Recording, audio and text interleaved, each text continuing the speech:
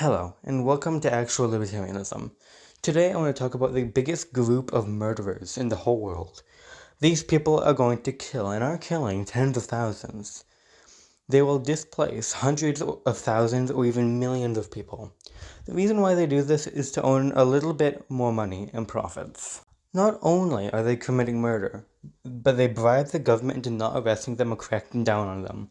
The government always accepts these bribes and decides to always accept these murderers. These murderers are the oil companies. The victims are the earth and everything and everyone on it.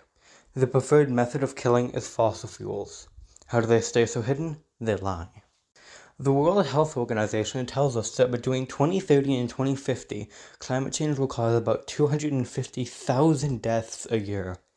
2 to 4 billion US dollars lost from climate change annually by 2030. These oil companies aren't only killing people, they're destroying economies. Malawi, a country in Southeast Africa, has been suffering already. 45 million children are at risk from multiple disasters worsened by climate change. We're worsening hurricanes like Hurricane Helene, which has led to over 50 deaths already.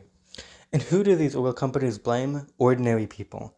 They invent falsehoods to try and push the blame away from themselves, while companies such as ExxonMobil release 1.4% of Earth's CO2 emissions, a chemical critical in causing climate change. These companies bribe politicians, with Chevron giving over $7 billion to both parties in order to stop those parties fighting them. They must move away from dangerous oil and gas and move to cleaner sources of energy. They must move now. These companies are murdering people and the planet, all for some extra money. Don't just petition your politicians. They don't care. They're being bribed to worsen climate change. We must force companies and politicians to do what we want. It should never have gotten this bad, but because of capitalistic incentives for infinite profit, it has gotten this bad.